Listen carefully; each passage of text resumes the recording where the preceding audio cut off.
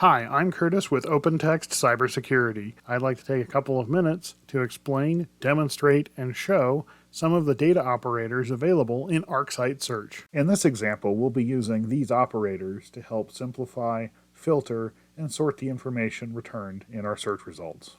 Here we see I have already performed a search looking for firewall events having to do with dropped packets and other rule of things that may have been going on in my environment. I'd like to make this list a lot more readable and sort it to make it a little better for my understanding. And I can do that using the top and rename operators.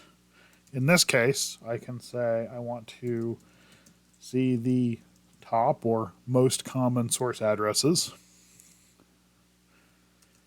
And I want to rename the count of those top most common addresses as drops.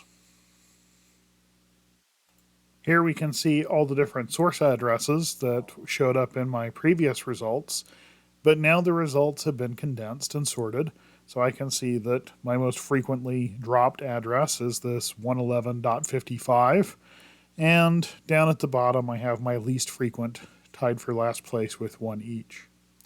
This makes it much easier for me to parse this data, see where traffic is coming from, and what my firewall may be dropping because of rules, threats, or some other reason.